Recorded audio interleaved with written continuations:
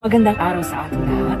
Ako po ay si Jaime A. Mansa na nagmula sa Kolehiyo ng Edukasyon na kumuha ng kursong Bachelor of Secondary Education Major in Social Studies. Ating tunghayan ang kwento ng pagatpat at kung paano ito nabibigyang pansin ang kalikasang nagbibigay sa atin ng importansya sa ating pang-araw-araw na pamumuhay. Pagatpat ni Pe Berniso. Isang gabing namamahinga na sila.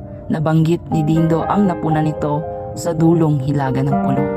May mga latian pala po sa gawing hilaga ng pulo, sabi niya kay Mang Pisyong. At marami po akong nakitang isang uri ng punong kahoy na ngayon ko lang nakita. Malalaki po ito at may mga sumusulpot na kung anong matutulis na bagay sa tabi nila, parang maliliit na puno pero medyo namumuti-muti. Pagatpat ang tawag sa mga punong kahoy na iyon, sabi ni Mang Pisyong. Nasa putikan sila at ang sinasabi mong matutulis na tumutubo sa paligid ay tinatawag na air roots. Bahagi rin ng mga punong iyon. Nakatutulong sa paghinga ng mga puno dahil nasa putikan nga sila. At ang mga uring ugat na iyon ay nagagamit sa mga lambat upang lumutang ito sa tubig. Nagagawa ring cork o tapon sa mga bote. Parang may mga bunga rin po, sabi pa ni Dindo. Meron nga, ayon kay Mang Pisyong. At nakakain din ang mga bungang iyon, medyo lasang keso. Pwedeng pagkapitas sa puno ay kainin o kaya ay niluluto. At nagagamit din gamot na pampaampat sa hemorrhage o labis na pagdudugo. Hindi ko po yata alam ang punong sinasabi niyo, sabi ni Kiko.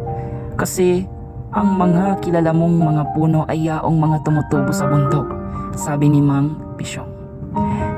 Ito ngang pagatpat sa mga latian at putikan matatagpuan. Ano po naman ang silbi ng pagatpat? Tanong ni Inday.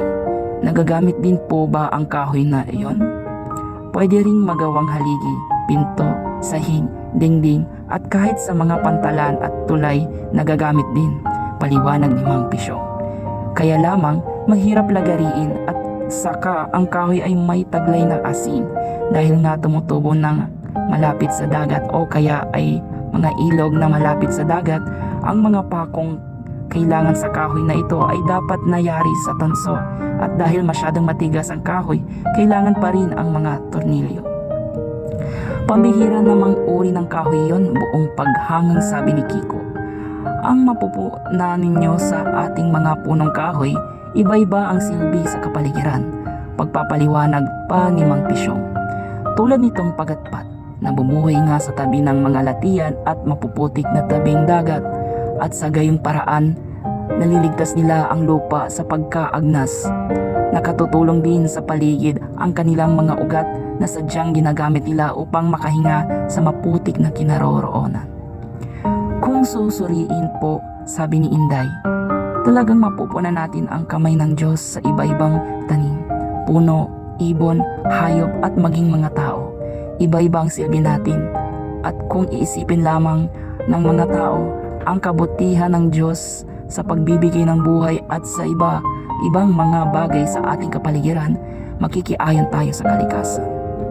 At laging may kaparusahan ang tao sa mga maling gawa, malungkot na dagdag ni Kiko. Nagbuntong hininga noong araw, naitindihang masama pa lang ang pagkakaingin. Kainginero ang aking ama at sa simula sa kanyang pagtatanim ng palay sa bundok, maganda ang ani pero habang lumalaon, humina ng humina at napilitang maging mangingisda ang aking kuya. At ako po naman, Mang Pisyong, nakita niyo lumikas na rin ako mula sa lupang binungkal ng aking ama. Pagkaraan silaban niya ang mga puno upang magkaroon ng kaingin. Ang sinikap nga natin ngayon mapaunawa sa mga nagsisikaingin pa rin na hindi mabuti iyon, sabi ni Mang Pisyong.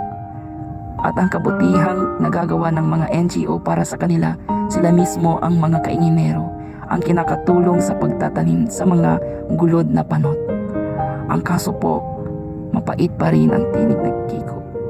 Maraming mga makapangyarihan sa ating mga kababayan, mayayaman, mga nasa kongreso at matataas ang pwesto sa pamahalaan ang siyang nakasisira sa ating mga kagubatan. Sila ang mga illegal loggers, masigit po na ang pinsalang nagagawa nila kaysa sa mga kainginerong tulad ng tatay ko. Totoo rin ang sinasabi mo, Kiko, malungkot sa ayon ni Mang Pisyo. At hanggang hindi nasasawata ang pamiminsala ng mga illegal loggers, hindi mawawala ang panganib sa ating kapaligiran. Kung sana po naman mabilanggo ang mga mayayamang taong nagkakasalapi dahil sa pamiminsala sa ating mga bundok, sabi ni Inday. Kaya nga, tayong lahat dapat laging magsuri sa pagkatao ng mga ibinoboto natin sa mga taong hahawak ng pamahalaan. Iyon ang una sa lahat, sabi ni Mang Pisyo. Kapag tapat sa tungkulin ang mga pinuno ng barangay, alkalde, gobernador, congressman, senador at pangulo ng ating bansa, matatakot gumawa ng masama ang naninira ngayon sa ating kapaligiran. Ito ay Pagatpat ay sinulat ni N.D.M. Gonzales, isang kilalang Pilipinong manunulat. Ang kwentong ito ay patungkol sa buhay sa probinsya, partikular na sa mga karanasan ng mga mangingisda sa isang baryo. Ipinapakita nito ang kanilang pagkikibaka sa kalikasan at sa kanilang pang-araw-araw na buhay. At ang kwentong ay sumasalamin sa koneksyon ng mga tao sa kanilang kapaligiran at sa mga tradisyong Pilipino. Mga tanong sa ating kwentong Pagatpat. Una, ano ang pangunahing tema ng kwentong Pagatpat?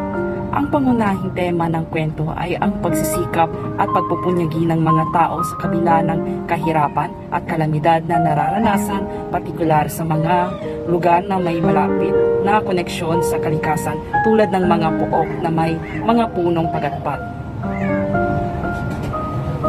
Pangalawa, paano pinapakita na may akda ang kahalagahan ng kalikasan sa kwento? Ipinapakita ng may akda ang kalikasan lalo na ang punong pagatpat bilang simbolo ng buhay at pagkakilanlan ng mga komunidad. Ang pagatpat ay nagsisilbing tagapagbigay ng buhay sa mga tao at ito rin ay nagbibigay proteksyon laban sa kalamidad tulad ng bagyo at pagbahag. Pangatlo, sino ang pangunahing tauhan at ano ang kanilang mga papel sa kwento? Ang pangunahing tauhan ay ang mga mamayanan ng komunidad, umaasa sa mga punong pagatpat para sa kanilang kabuhayan. Ang kanilang pang-araw-araw na buhay ay pinapakita na nagsasalaysay sa yaman ng kalikasan, ngunit kinakaharap nila ang pagsubok ng mga pagbabago sa kapaligiran. Ika-apat, ano ang simbolismo ng punong pagatpat sa kwento? Ang punong pagatpat ay sinisimbolo ng katatagan at ang koneksyon ng tao sa kalikasan. Ipinapakita nito na ang kalikasan ay nagbibigay ng buhay at suporta sa mga tao, ngunit kailangan ding pangalagaan at protektahan. Panglima at huling tanong, ano ang mahalagang aral na matututunan mula sa kwento? Ang mahalagang aral ay ang pagkakaroon ng mga malasakit sa mga kalikasan dahil ito ang pinagkukunan ng kabuhayan at proteksyon ng tao. Ang pagkasira ng kalikasan ay nagdudulot ng masamang epekto hindi lamang sa komunidad kundi sa pangangalaga, pagtatagalang buhay ng mga tao. Yun lamang at maraming salamat sa mga nakinig at mga nanood sa ating kwento ngayong araw. Maraming salamat at hanggang sa muli.